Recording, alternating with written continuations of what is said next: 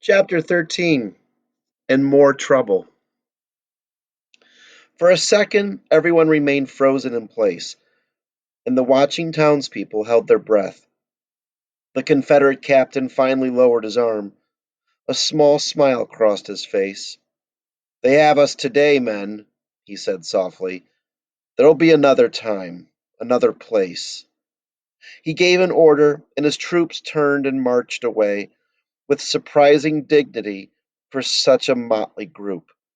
They did not sing as they retraced their steps around the corner and disappeared back in the direction of the fairgrounds. A few of the townspeople booed openly, and others grumbled quietly, but the Union soldiers held their positions. One by one, people drifted away, and at last the soldiers lowered their guns. "Did thou see that?" David asked. His voice quivered with excitement. "We almost witnessed a battle." "We'd better get your mother's medicine and head home," Joseph said. David nodded. "It's a good thing the militia hasn't received any supplies. I wonder what would have happened if they'd all had guns." Joseph did not answer. He had recognized half the faces on both sides. The men had been ready to kill one another over a flag. Yet these same men had been friends and neighbors just a few months before. Mr. Abernathy had been watching from inside his store. He went back to the counter just as David and Joseph came in. There was only one other customer, and Joseph looked at him curiously. The man had his back turned to Joseph, and he could not see his face, but there was something familiar about him. "Sorry to keep you waiting," Mr. Abernathy said to the customer. "Here's your bottle of laudanum." The man snatched the bottle and threw a few coins down in the counter. "You sure this'll put someone to sleep?" he asked. Mr. Abernathy nodded. "I wouldn't take more than 25 drops," he said. The man pushed his way past the boys without looking at them. Joseph gasped in surprise. It was Scroggins' partner, Bales. Surely there wasn't another escaped slave so soon. But what other business could have brought them back in town? And why was Bales purchasing something that would put you to sleep? While David paid for his mother's headache powders, Joseph puzzled over the problem. When they left the store, Joseph still had not thought of a reason. Zachary was waiting for them when they returned to David's house. He was sitting on the steps munching one of Mrs. Baker's delicious cookies. While David delivered the medicine to his mother, Joseph told Zachary about their adventure in town. Zachary was thoughtful when he heard the story. "There must be another escaped slave," he said. "There wasn't anything posted on the courthouse wall except for Lily and Miriam," Joseph said. "That's where they always post the notices." "I'm surprised they would come back at all. The sheriff wasn't very friendly," Zachary said. He snapped his fingers. "That's who's camping along the river not far from the cave. I saw their fire in some wagon tracks yesterday. That's why I came to David's house, to warn you that it wasn't safe to go to the cave right now." David came out of his house carrying a plate with several cookies and sat beside them on the steps. He waved to a young black girl walking past with a large basket of clothes. "Hello, Hannah," he called. The girl smiled. "I can't wave. My hands are full." "Does thou need help?" David asked. "No, it's not that heavy. I'm delivering clean clothes to Mrs. Simpson," Hannah replied. "My mother's been teaching Hannah to read since she's not allowed to attend our school," David said. "No one knows that. If people knew she could read, they would say that she was too uppity, even though she's free." "She looks a lot like Lily," Zachary said. Joseph nodded. Then he frowned. An idea was nagging at the back of his mind. Before he could put it into words, a wagon rumbled by. The driver cracked his whip, urging the horses on even though the wagon was already traveling dangerously fast. Zachary stood up. Say, wasn't that Bales? Suddenly, Joseph's thought became clear. Hannah, that's who Scroggins and Bales are after. Zachary shook his head. Can't be. Hannah's free. Joseph quickly explained to his friends what Mr. Byers had said about some slave catchers kidnapping free black people. It all makes sense. Scroggins and Bales have a paper saying they're authorized to bring back two slave girls. The description of Lily would fit Hannah just as well. But Mr. March would know she's not Lily, David exclaimed. Scroggins might figure that, since they didn't get the reward for Lily, he'll kidnap Hannah and take her south. If anyone questions him, he has the warrant to prove she's a slave. Joseph nodded. That's what the laudanum is for.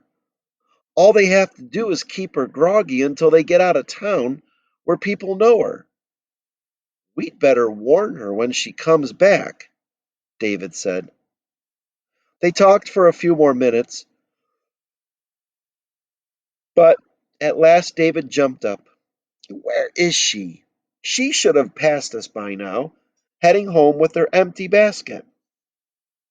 Joseph gasped. That wagon! That's why Bales was driving so fast. They already have her. Without another word, the boys raced down the street toward the river. When they reached the river bank, they slowed down, keeping hidden behind the trees.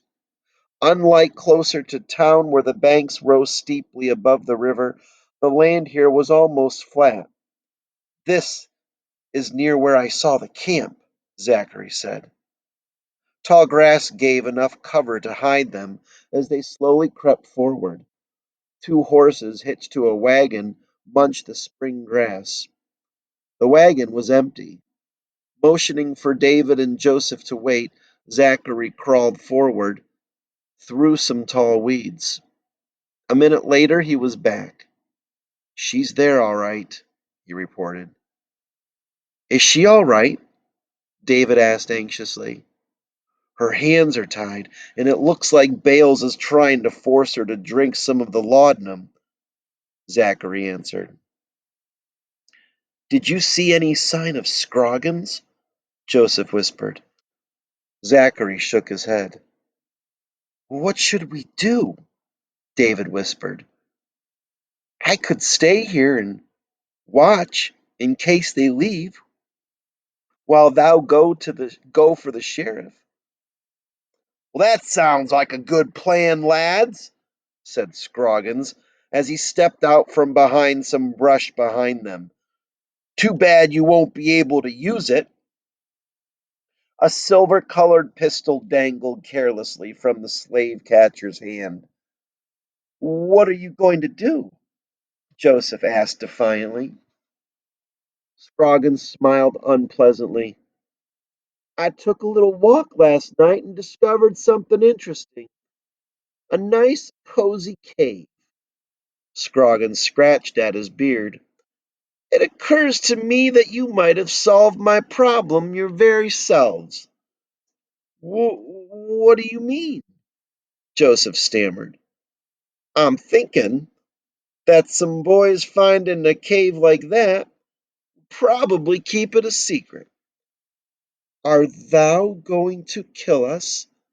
David asked. Scroggins tried to look hurt. Me?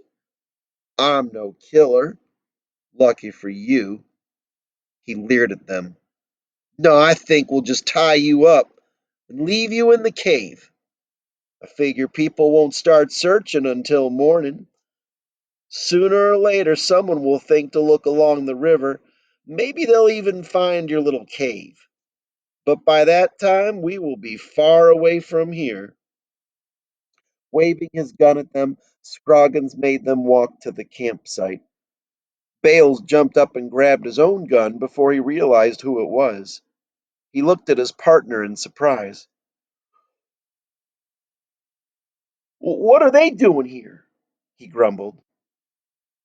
Don't worry, Scroggins said. These boys are a little curious, that's all. But I have a perfect cure for snoops. Joseph looked at Hannah. Bales had evidently succeeded in forcing her to swallow some of the laudanum. Her frightened eyes rolled sleepily, and her head drooped. Scroggins prodded her with his boot, but Hannah did not stir. She's not going anywhere. Bring that rope and come with me, he said to Bales. The brush had been removed from the cave entrance, and one of the lanterns was outside. Bales lit the candle and squeezed through the opening. Still brandishing the gun, he motioned to the boys to enter the tunnel. "And don't try anything funny," he growled. "I'm right behind you." Joseph followed Bales into the first room. He stopped once and immediately felt the barrel of Scroggins's gun against his side. Bales picked up the rope the boys had used for exploring. He held up the lantern, illuminating the main tunnel.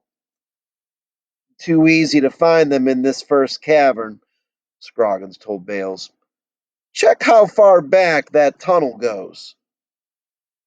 Bales took a few steps toward it. "Stop!" Joseph yelled. "It's dangerous." Bales sneered. "You have something back here you don't want us to find?" He pulled the warning strip of cloth aside without a thought. "No, there's a drop." David did not have a chance to finish. There was a piercing scream from Bales, and a second later, a sickening thud as his body reached the bottom of the chasm. Scroggins cursed. "We tried to tell him," David said with a shaking voice.